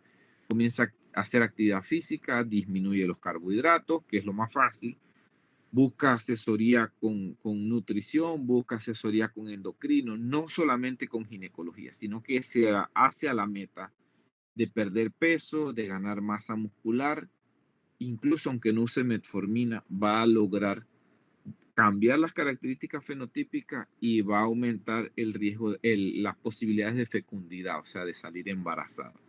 Entonces, la mejor estrategia en el ovario poliquístico es la pérdida de peso. O sea, es la reducción ahí del IMC, el cambio ese de obesidad. Hay medicamentos que ayudan en el ovario poliquístico. Dentro de eso, pues como ya saben, la metformina que actúa sobre la resistencia como tal. Hay otros también. Dígame, Thais. Ok, gracias, doctor. Sí, yo quería preguntar, era con respecto a lo que usted mencionó de las diversas comidas que hacen. ¿De la qué? De las diversas comidas que, por ejemplo, en el caso de los atletas que comen diversas comidas, eso va a influir en el rendimiento, ¿no? Claro. En el caso de las personas que tienen una vida sedentaria y tienen varias comidas tratando de como simular los que hacen ejercicio, ¿cómo influiría? ¿Cómo simular? O sea, que ellos empiezan a hacer todos los planes así como si estuvieran teniendo un entrenamiento profesional, pero no tienen una... Pero no tienen el entrenamiento. Lo que Sí. pasa es que la comida, el alimento, y es que de esto no aprendemos, y lastimosamente de esto es lo que menos sabemos los médicos.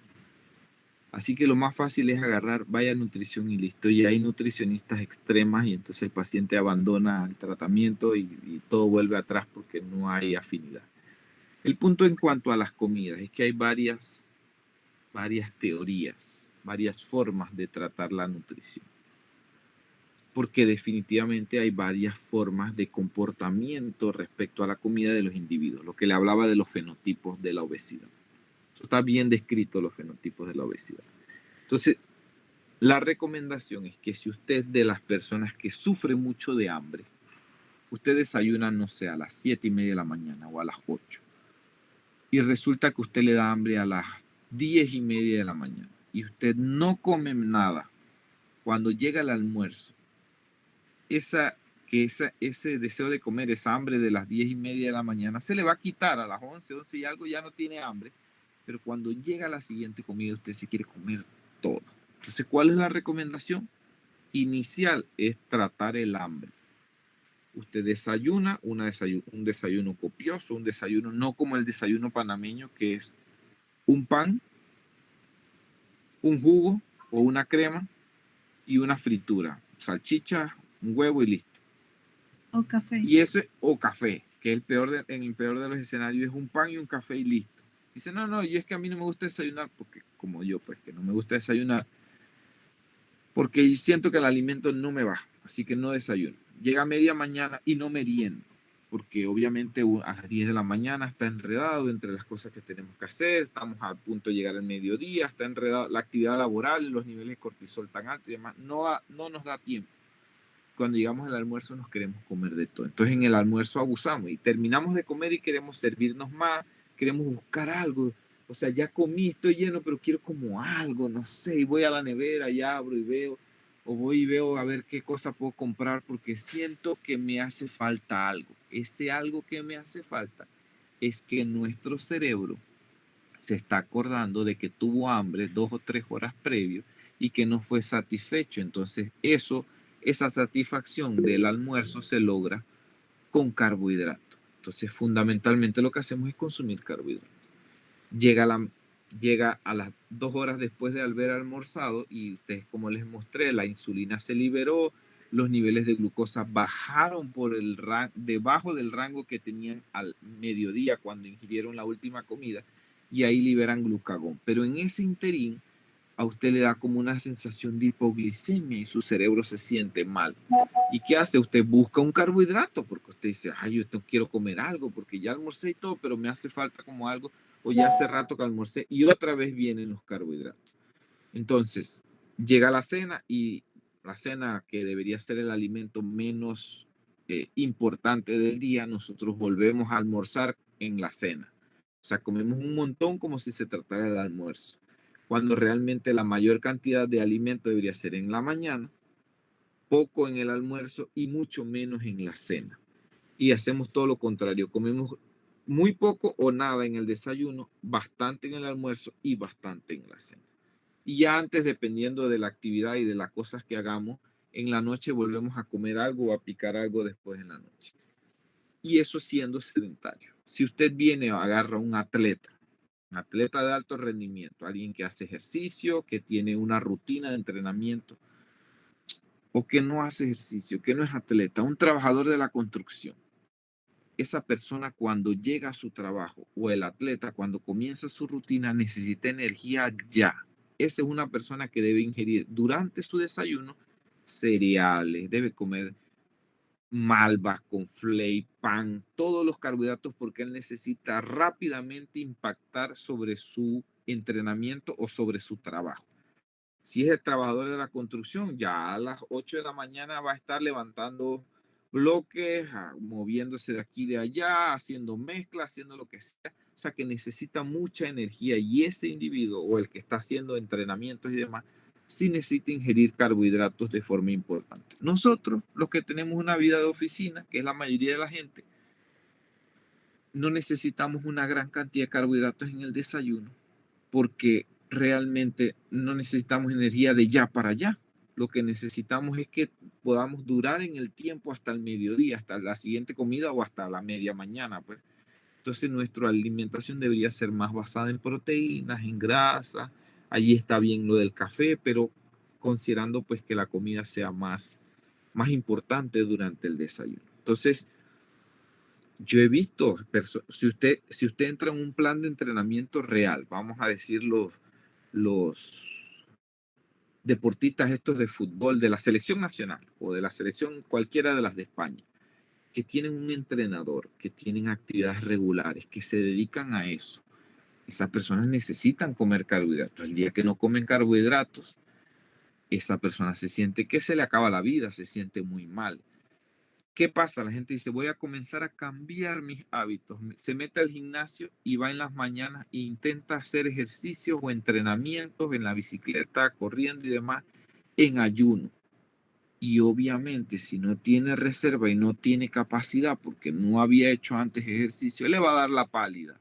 Se va a sentir mal, no va a generar músculo, no va a tener aumento en el rendimiento. Entonces pasan las semanas, pasan los meses y está igual que como cuando empezó porque no ha sintetizado músculo, no ha logrado cambiar porque no está ingiriendo carbohidratos, no está ingiriendo el combustible que necesita. Así que no es lo mismo el que hace actividad física extenuante, entrenamientos y demás, que una persona sedentaria que lo que quiere es disminuir su riesgo cardiovascular haciendo algo de actividad física. Entonces, el escenario depende mucho de qué tipo de individuo seamos. Incluso debe variar con las semanas.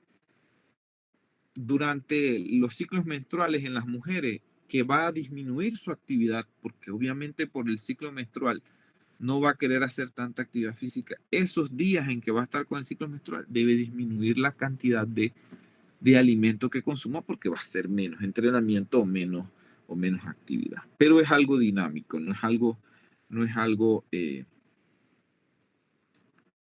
que sea como una receta de cocina y que siempre se pueda hacer, porque esto va a cambiar dependiendo del individuo y de cuáles sean las metas que quiere alcanzar.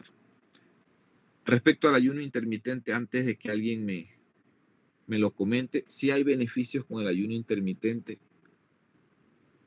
pero tiene que ser controlado y tiene que ser por un tiempo. Porque es verdad que ayuda sobre la resistencia, es verdad que ayuda sobre el deseo de comer, pero no puede ser mantenido durante muchísimo tiempo porque produce un efecto rebote. Entonces, el objetivo fundamental es que usted se alimente bien y que haga actividad física, no solo para alcanzar entrar en el vestido, porque su hermana se va a casar y usted quiere entrar en el vestido que compró de dama o de varón, porque realmente así no es que funciona. Realmente usted lo que debe hacer es sembrar para el futuro, para de aquí en adelante, para tener menos sufrimiento con los riesgos cardiovasculares que está evitando. O sea que es complejo y muchas veces lo que uno hace, como les decía, es que no le habla mucho al paciente y le dice, ¿sabe qué? Vaya a nutrición.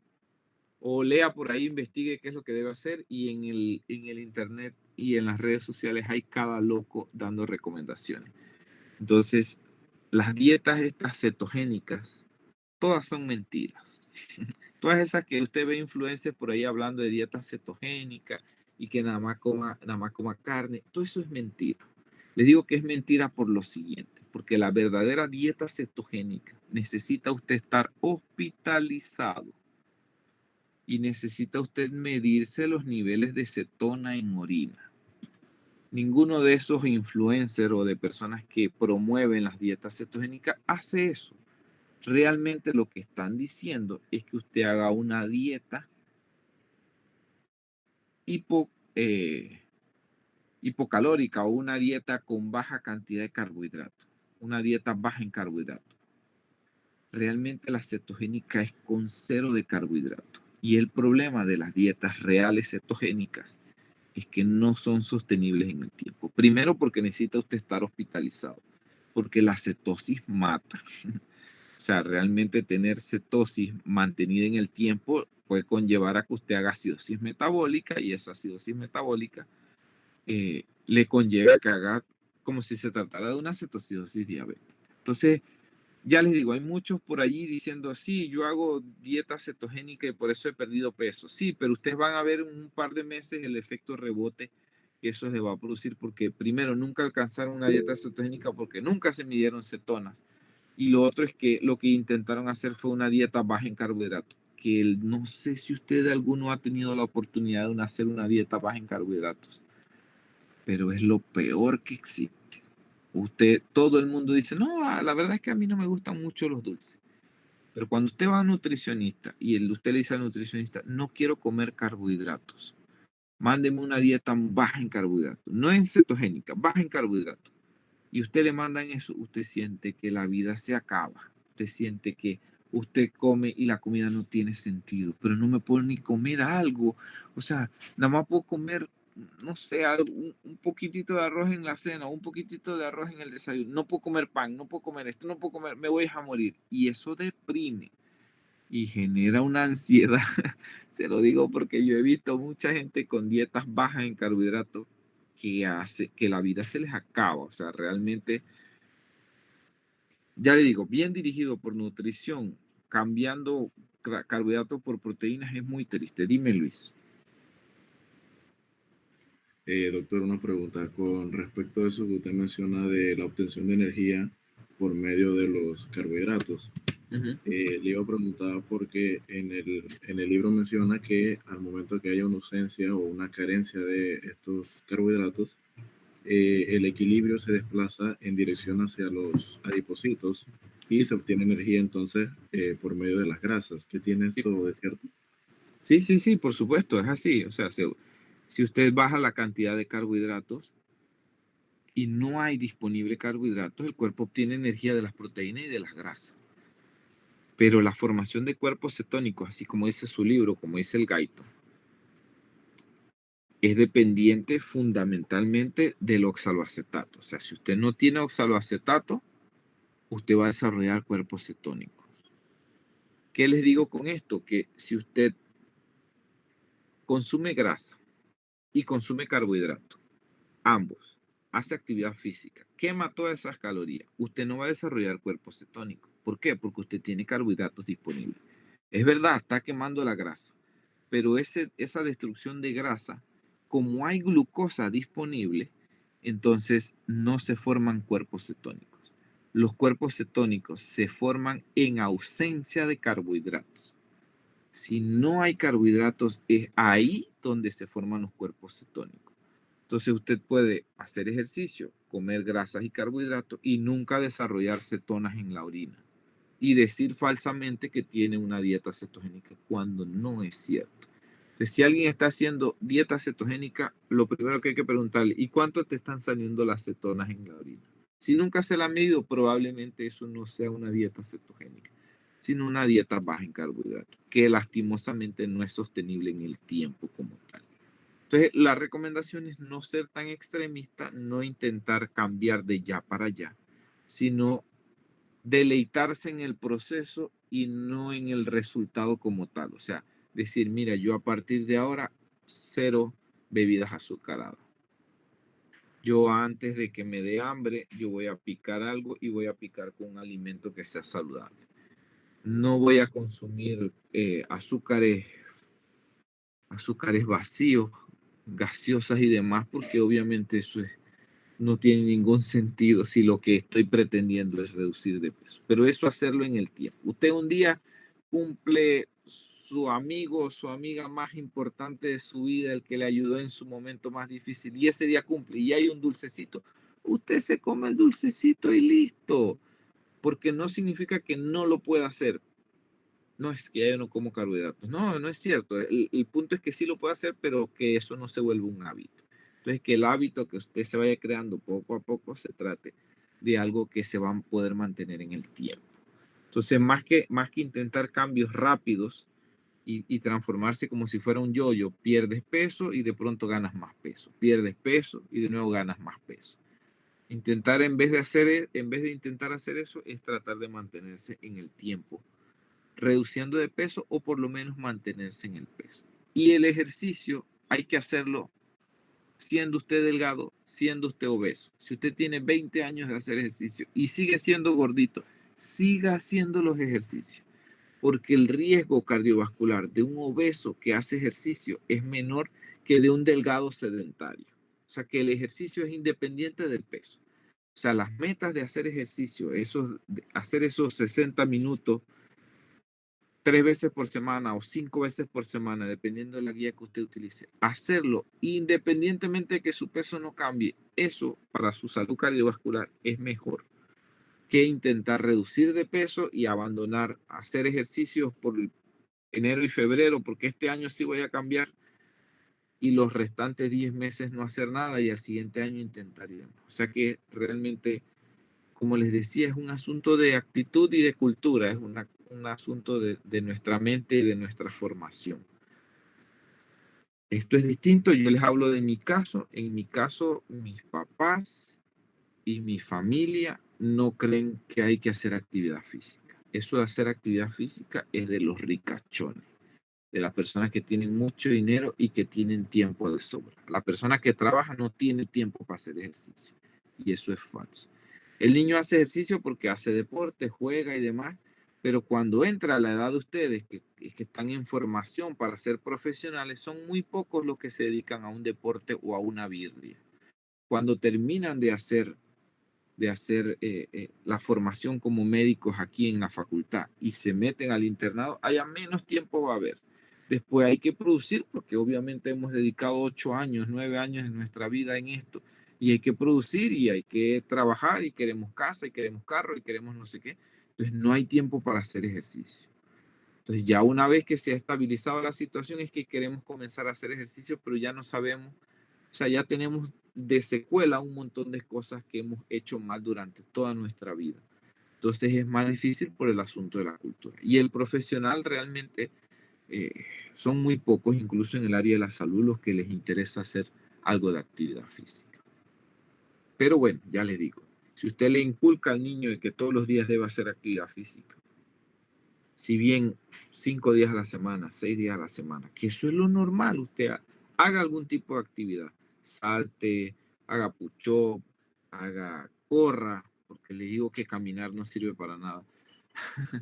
A los únicos a los que les ayuda a caminar son a los viejitos, que están en casa y nada más pasan de la silla de rueda a la cama y al baño. A eso les ayuda a caminar por el barrio y todo lo demás. A todos los demás, sus tías, sus mamás, sus papás, que caminan en el barrio ahí 45 minutos o 1 hora, eso no sirve para riesgo cardiovascular, porque eso no genera, si bien puede sudar, no genera taquicardia, y en el ejercicio usted tiene que tener taquicardia para que logre el efecto cardiovascular que usted desea. Entonces, si usted hace sentadillas o hace burpee o hace, no sé, actividad que sea extenuante, ese sí va a producir un cambio. Pero bueno, entre eso y una persona sedentaria, es mejor decirle, ve, camine 45 minutos, camine 1 hora. Porque si no, ni siquiera eso. Y ahora con tiempo de lluvia no camina, porque nada más se camina en los meses de verano. Así que bueno, es algo que no se puede cambiar en una clase, pero les animo a que ustedes investiguen del tema, a que se formulen metas, a que hagan todo la organización que ustedes requieren ustedes, porque si van a recomendarlo a otro, tienen que ustedes también dar el ejemplo. Si hacen pesas y demás, eso es excelente porque la pesa se mantiene en el tiempo. Si usted hace ejercicios solo cardiovasculares, usted hace saltos, hace, no sé, intercambio de piernas, hace mountain climber, hace esos ejercicios y deja de hacerlos por 2 semanas, se va todo el efecto cardiovascular. Y usted a las 2 semanas de inactividad porque se fue de viaje, usted va a sentir que le falta el aire y que se perdió todo el efecto cardiovascular. Si usted hace pesa, la recuperación es un poco mejor. Así que es un equilibrio entre hacer ejercicios cardiovasculares, hacer ejercicios de fuerza de pesa para mantenerse en el tiempo y hacerse meta. O sea, investigar del tema. A todos los niveles, en todas las edades, se puede hacer algo de actividad física. En los ancianos, en los mayores, ya para terminar, en los mayores, en los abuelitos que tienen 100 años, 105 años, que tengo un par de pacientes de eso. Todos tienen un denominador común. Tienen una bicicleta en casa. Una bicicleta de esas en donde ellos se ponen a ver su novela o se ponen a ver sus noticias, ponen los pies en la bicicleta y pedalean en la bicicleta. Solo los pies, o sea, están sentados en su sillón o en su silla, en su mecedora, en lo que sea. Ponen los pies en la bicicleta, que son unas bicicletas nada más de los pies, no tienen que pararse ni hacer nada. O sea, está sentado como en una silla normal, pone los pies allí y comienza a movilizarlo. Eso le genera masa muscular en las piernas, menos riesgo de caída, menos riesgo de infecciones, menos riesgo de fractura de cadera, huesos más fuertes de las piernas. Entonces, ya les digo, todos los pacientes que yo tengo cercanos a 100 o mayores de 100 tienen ese factor común, tienen una bicicletita de esas en la casa. Así que desde más temprano yo les estoy recomendando que compren su bicicletita para que hagan algo. Ya si el paciente hace actividad, va a un gimnasio, tiene todo eso en casa, pues listo. Pero bueno, a todos los niveles. Ya, no quiero seguir extendiéndome más. Pero bueno, ya ustedes aprenderán. Hay nuevos medicamentos para tratar la obesidad, cirugías y otras cosas más que ya verán, que ustedes sí lo van a vivir, que están indicados para uno u otro tipo de pacientes, desde ansiolíticos, desde medicamentos que te disminuyen el vaciamiento gástrico y todas esas cosas que ustedes van a ver. Creo que partimos por el hecho de que ustedes deben investigar cuáles son los fenotipos de la obesidad, para que entiendan que somos distintos. Dime, Cristel. No, doctor, se me fue. Yo estaba era reaccionando. Ok, dime, Carlos. Doctor, una consulta rápida. Y con respecto, hablando de actividad física, por ejemplo, ahora un deporte que está muy de moda aquí en Chiriquí es el pádel. El ¿Qué pádel. opina usted? Ajá. ¿Es bueno para actividad o también dice que debe complementarse o es... Mira, lo más apropiado es complementarlo, definitivamente. Lo que pasa es que hay padelistas y hay padelistas. hay gente que va a jugar pádel, alquila 1 hora, la hora la alquila entre 5 personas o entre 6 personas, que creo que cuesta como $30 o $20, no sé cuánto cuesta. Cada uno paga $5 1 hora, pero se quedan allí en el sitio 3 horas o 4 horas, porque después hay que tomar las pintas y hay que hacer otro tipo. Si usted hiciera esa actividad nada más entre 2 y usted entrenara 1 hora todos los días, 5 veces a la semana, oye, el pádel es el mejor ejercicio del mundo. Usted ve atletas jugando béisbol, para no criticar el pádel, porque es que eso ocurre en cualquier ejercicio. Usted ve atletas haciendo béisbol, pero no entrenan, van y juegan 1 hora y media o 2 horas el fin de semana de béisbol, de softball o de béisbol, y el restante de la tarde y de la noche es a tomar licor. O sea, realmente la excusa de tomar licor es ir a jugar. Lo mismo para el fútbol, lo mismo para el ciclismo. Usted ve un poco de gente haciendo bicicleta y que hacen 50 kilómetros y cuando terminan a comer fritura, y a beber, porque hay algunos que se van a tomar y todo lo demás. O sea que realmente es el equilibrio. El ejercicio no es malo, la cancha es más corta que la de tenis, requiere motricidad, requiere coordinación, requiere estar movilizándolo, es más pequeña, pero lastimosamente, si usted le pone un reloj y toma un cronómetro de cuánta actividad realmente está haciendo, entonces ahí valorará si realmente es un ejercicio bueno. Lo mismo que el gimnasio. Hay gente que va 2 horas al gimnasio, pero 1 hora es tomando fotos y editando, media hora viendo redes sociales y lo otro calentando. O sea, hacen 5 repeticiones y van a descansar, a saludar, a buscar a alguien, no sé qué, a tomarse una foto y demás. O sea que realmente el cuerpo lo que identifica es la actividad que se realiza. O sea que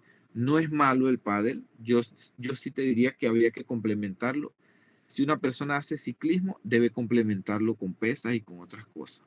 Si una persona hace softball o hace béisbol, debería complementarlo. Si una persona hace fútbol, debería complementarlo. Usted ha visto que todos los deportes que tienen entrenador, el entrenador le pone a hacer ejercicios además del tiempo de juego. Tengo una niña que hace fútbol y ella hace fútbol los últimos 30 minutos, pero los primeros 45 minutos son ejercicios de correr alrededor de la cancha, de agacharse, sentarse, girar a la izquierda, mover el balón hacia allá, y el último, el desenlace es hacer el partido como tal. Pero si una persona solo se dedica a hacer el partido, los músculos no van a estar preparados porque no está entrenando. Entonces muchas veces durante el partido puede estar quieto y no hacer ningún tipo de actividad y decir que yo hago fútbol y el fútbol me demoro, no sé, 1 hora y media en cada partido, cuando no es cierto, porque en esa hora y media usted hace pausa y demás. Así que la recomendación es que los deportes deben ser complementados con entrenamientos cardiovasculares. Amén, el mejor ejercicio de todos, el mejor, el que es más completo, de todos, el mejor es la natación. Es de tipo cardiovascular, se trabaja todo el cuerpo, tiene varias limitantes, fundamentalmente es que no tienes piscina, que no sabes nadar, o que hagas alergia al cloro de la piscina, o que no lo hagas tan frecuente, pero bien hecho, o sea, bien, no es que me voy a tirar ahí a la piscina 1 hora a flotar, porque eso no es, o sea, es a nadar, es a hacer burbuja, hacer técnica, o sea, establecerse metas y demás. Pero el mejor de todo, menos impacto sobre las articulaciones y demás, supera la bicicleta, es la natación.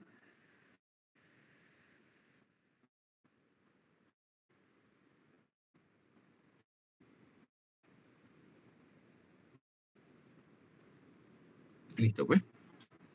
Nos vemos entonces. Así que pádel y entrenamiento en casa, además del pádel. Que practiquen, que levanten peso y que hagan todo lo demás. Doctor, una consulta. Dígame. ¿El parcial para qué día quedaría? ¿Jueves o viernes? Viernes. Nos vemos el viernes. Sí. ¿Existe la posibilidad de hacerlo el jueves? Ay, Dios. El jueves 30. Sí. Lo que pasa es que el 30 hay un grupo de emergencias que va a intentar presentar un taller y allí una capacitación sobre varios temas ahí a la población y me pidieron asesoría ahí, así que está difícil, déjenme ver, pero ¿a qué hora sería el jueves? Si fuese el jueves. Tendría que ser más temprano, no puede ser a las 6, tendría que ser antes. No sé si le parece 3:30, 4, o sea, los compañeros, ¿qué les parece? Bueno, que se pongan ahí de acuerdo y entonces ahí me escribe Carlos. ¿Está bien?